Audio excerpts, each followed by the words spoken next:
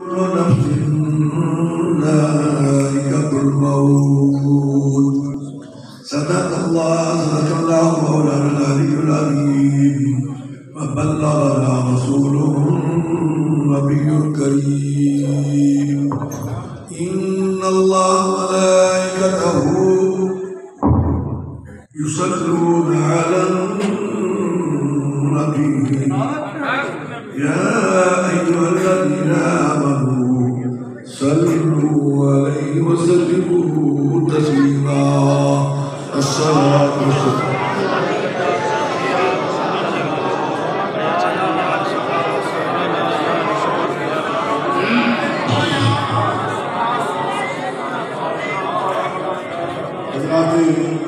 उलमा किराम, नायब खान शीर बयान, उफाद किराम, सामने दी वकार,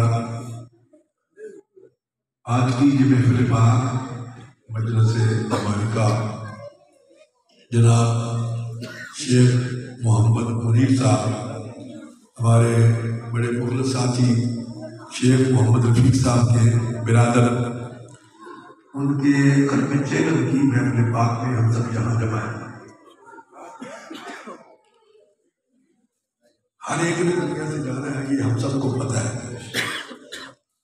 आपको भी इस बात का इल्म है कि आपने जाना है, लेकिन हम में से बहुत कम लोग हैं जिनको इस बात का इदराक है कि यहाँ से जाने के बाद अल्लाह की बारगाह में हाजिर होके वहाँ हमारा हिसाब किताब भी हो जाए। क्योंकि शैतान ने बहुत पहले क्या किया था कि जन्नत की ख्वाहिश तो करेंगे, लेकिन जन्नत का जो इश्तियाक है, जो मोहब्बत है, उसके लिए जो तड़प है, वो मैं उनके दिलों से खत्म कर दूँ। जहन्नम से डरेंगे तो सही, लेकिन जहन्नम का जो खौफ है वो मैं खत्म कर दूँ। आज सबको पता है क्या जाना है, क्योंकि देखो ना सब जा रहे हैं। आने की तरतीब तो है, लेकिन जाने की कोई तरतीब नहीं। आने की तरतीब क्या है? बस पहले दादा आया, फिर बदला बेटा आया, फिर पोता आया, ये तो तरतीब है ना। लेकिन जाने की तरतीब कोई नहीं, क्योंकि दादा भी मौजूद है तो पोता जा रहा है, बाप मौजूद है तो बेटा जा रहा है, दुनिया से जा रहा है, कोई तरतीब नहीं।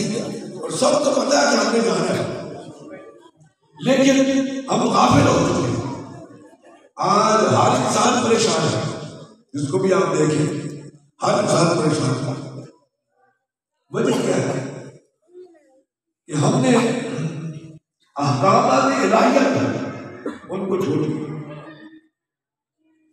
जो अल्लाह के अहकाम हम मुरीद होते हैं, बैत होते हैं, मकसद भूल गए। मकसद क्या होता है बैत होने का? मकसद क्या है बैत होने का, मुरीद होने का मकसद क्या है कि हम पीर के साथ निस्बत कायम करके अल्लाह उसके रसूल के सही रास्ते पर चलकर रब तक पहुंचे, सिरात मुस्तकीम पर चलकर रब तक पहुंचे। ये मकसद होता है। लेकिन हम पीरी मुरीदी जो है आजकल कारोबार बन, पीरी मुरीदी भी आजकल क्या है कारोबार बन गई है, और लोग भूल चुके हैं। कोई उस मकसद को पेश नजर रख के कोई बंदा पीर नहीं होता। बैत भी देखा देखी पा किसी की सोशल मीडिया पे बनना बस तो वो बेशक उसको दीन का कोई पता हो या ना पता हो, क्योंकि बैत के लिए जो शरायत है, जो जरूरी चीजें हैं, हमको तो बिल्कुल फरामोश करता हूँ, तो पता ही नहीं। मैं बस आपसे पूछूं अगर, तो आप में से उलमा को छोड़ के आप में से एक बंदा भी इसका जवाब ना दे सके कि बैत जरूरी क्यों है और बैत की शरायत क्या है, बैत किस बंदे से हो सकती है और किस शख्स से बैत हो सकती है और किसकी बैत जो है वो सीधी है। लेकिन देखा देखिए सारा सिलसिला चल रहा है। अर्ज करने का मकसद यह है कि हम सबको इल्म है कि हमने दुनिया से जाना है, और ये भी पता है आपको कि पता नहीं कब जा रहा है। आपको किसी को पता है अगले सांस का इल्म नहीं, लेकिन हर बंदा ये सोचता है अगर सारी जिंदगी पाई, अगर किसी को नमाज के लिए कहीं पाई या किसी को परिणाम देखिए, चलो सारी जिंदगी पे ही नाम देखिए करते भाई, सारी जिंदगी का तुम्हारे पास सबूत क्या है, तुम्हारा इल्म क्या है? सारी जिंदगी तुम्हें तो अगले सांस का इल्म नहीं, अगली घड़ी का पता नहीं है। तो फिर बेहतर तो यह है कि जो तुम्हें मौका मिल जाए, जो सांस तुम्हें मिल जाए, उसको गनीमत समझो, उसको गनीमत समझो। और गनीमत समझ के जो बंदा उससे, मेरे पास गिरामी हजरत गौहर मिल्लत पीर सैयद अनवर हुसैन साहब, वो अक्सर ये इसके बारे में फरमाया करते थे, और वो फरमाया करते थे कि भाई ये जिंदगी जो है इसकी मिसाल दिया करते थे कि एक शख्स जो है उसने को कपड़ा बुनना था, कपड़ा पुराने जमाने तो हमें पता है कि खड्डियां होती हैं, जुलाया खड्डियां, जिस तरह अजकल मिलें लगती हैं, फैक्ट्रियां लगती हैं, तो भी इलाके में बढ़िया जगह होती है, वहाँ वो शटल बन गई। पहले जमाने जो लकड़ी होती सी जुलाया के कोल ओदे जो धागा पाते सन, जो धागा सूतर का कह जाता सी, ओदे च पा के एवं सुटते सन, उधरों हाथ फड़ के फिर एवं सुटते सन, फिर कसते सन, वो खेस बन जाना सी, या कपड़ा या कपड़ा बन जाता।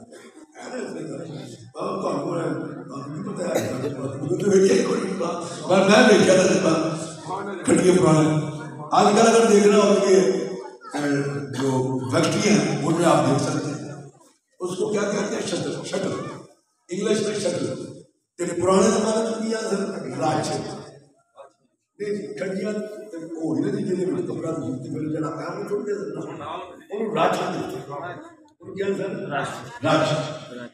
अब किसी बंदे के पास है वो राज नहीं था, बाकी सारे गुलाम था, कपड़ा भी था, वो सूत्र भी था, वो कहीं उसका टूट गया या गुम हो गया, अब वो नहीं था, वो किसी से मांग के लाया और उसको कहा कि यार मुझे चंद दिन के लिए ये चाहिए, मतलब 4 दिन के लिए मुझे दे दो, 4 दिन के बाद मैं पहुंचा दो। अब उसने जितना कपड़ा बनना था वो रात दिन उसने मेहनत करके ना वो अपना काम मुकम्मल कर लिया, और जो उससे वादा किया था उस वादे पर उसको देने के लिए चला गया। मेरे वाले साहब फरमाया करते थे कि राज बगाना कार अपना,